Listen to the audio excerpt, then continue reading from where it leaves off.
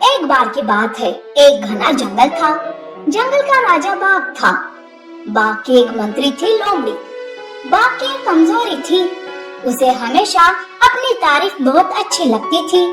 वो हर किसी की बात को झट से मान लेता था, जिसका फायदा लोमड़ी उठाती थी। वो हमेशा बाघ की झूठी तारीफ करती और उसका लाया हुआ शिकार आराम से बिना मेहनत किए खा जाती थी। एक दिन बाघ लोमड़ी से कहता है, अरे लोमड़ी, हमारे जंगल में सब कुछ ठीक तो है ना? किसी को कोई परेशानी तो नहीं? अरे महाराज, आपके रहते हुए भला किसी को क्या परेशानी हो सकती है? आप जैसा राजा मिलना तो हमारी खुशकिस्मती है। बाघ ये सुनकर खुश हो जाता है। अरे लोमड़ी, तुम भी ना मेरी तारीफ करते हुए थकती नहीं हो। वैसे तुमने भोजन किया है कि नहीं? चलो आओ, आज मैंने हिरन का शिकार किया है, दोनों मिलकर भोजन करते हैं। ये सुनकर लोमड़ी मन ही मन खुश होती है और सोचती है, अरे इस बेवकूफ की थोड़ी सी क्या तारीफ की, ये तो आसमान में उड़ने लगता है।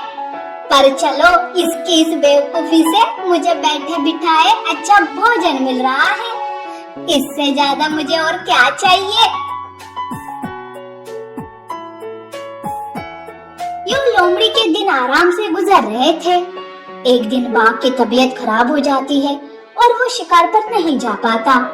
वो लोमड़ी से कहता है, अरे लोमड़ी, आज मेरी तबीयत कुछ ठीक नहीं है, मैं आज शिकार पर नहीं जा सकता, मेरे लिए भोजन ढूंढ कर ला। जी महाराज, आप आराम कीजिए, मैं यूं गई और यूं आई। ये कहकर लोमड़ी वहाँ से निकलती है और अपने मन में सोचती है, अरे इस कमबख्त बाघ की तबीयत खराब है, अब मैं इसके लिए भोजन कहाँ से ढूंढूं? ये सोचते हुए लोमड़ी बाघ के लिए भोजन ले जाती है। अगले दिन भी बाघ लोमड़ी को भोजन लाने को कहता है।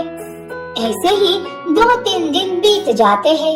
लोमड़ी अपने मन में सोचती है, अरे ये बात तो ठीक होने का नाम ही नहीं ले रहा है। मैं इसके लिए भोजन ढूंढ ढूंढ कर थक गई हूँ। सुबह से घूम रही हूँ, अब तो दोपहर होने को आई है, अभी तक एक भी शिकार नहीं मिला। अब मैं क्या करूँ? यूं लोमड़ी सोच रही थी कि तभी उसकी नजर एक ऊंट पर पड़ती है, जो कि घायल थी। उसके पीठ पर चोट लगी हुई थी। ये देख लोमड़ी सोचती है, अरे वाह, मैं इसे अपने मीठी मीठी बातों में फंसाकर बाघ के पास ले जाऊंगी। बाघ इसका शिकार करेगा और मुझे भी इसका मांस खाने को मिलेगा। ये सोचकर लोमड़ी ऊंट के पास जाती है। अरे बहन, ये क्या हो गया तुम्हें? क्या बताऊं लोमड़ी बहन, वो मैं घर जाने की जल्दी में तेजी से भाग रही थी और पत्थर से टकराकर गिर गई। मेरी दोस्त गई हुई है उल्लू वैद को लाने, पर काफी देर हो गई, पता नहीं क्यों नहीं आई अभी तक। ये लो, आएगी भी कैसे? बेचारी पूरा जंगल घूम रही होगी उल्लू वैद के लिए, पर उसे क्या पता कि उल्लू मेरे घर पर है। अच्छा, क्या तुम उल्लू को यहाँ लाओगी? हाँ, ले आती, पर क्या है ना, उल्लू की तबीयत ठीक नहीं है, वो मेरे घर पर आराम कर रहा है और वही मरीजों का इलाज भी कर रहा है। एक काम करो, तुम धीरे से मेरे साथ मेरे घर चलो, बाद में मैं तुम्हें तुम्हारे घर छोड़ दूंगी। यूं लोमड़ी ऊंट को लेकर बाघ की गुफा के पास आती है। गुफा के करीब आते ही ऊंट को समझ में आता है कि ये सब लोमड़ी की कोई चाल है, उसे बाघ का शिकार बनाने का। ऊंट अपने मन में सोचती है, लगता है ये लोमड़ी मुझे बाघ का शिकार बनाने लाई है, मुझे बहुत ही सावधानी से इस मुसीबत से बाहर निकलना होगा। यूं सोचकर जैसे ही ऊंट और लोमड़ी बाघ के पास जाते हैं, ऊंट झट से लोमड़ी से कहती है, लोमड़ी बहन, तुम्हारा बहुत बहुत शुक्रिया। अगर मरने में तुम मेरी मदद नहीं करती तो पता नहीं मैं तड़प तड़प कर कैसे मौत मरती। ये सुनकर लोमड़ी और बाघ चौंक जाते हैं। लोमड़ी के तो कुछ समझ में नहीं आता कि ये ऊंट क्या कह रही है।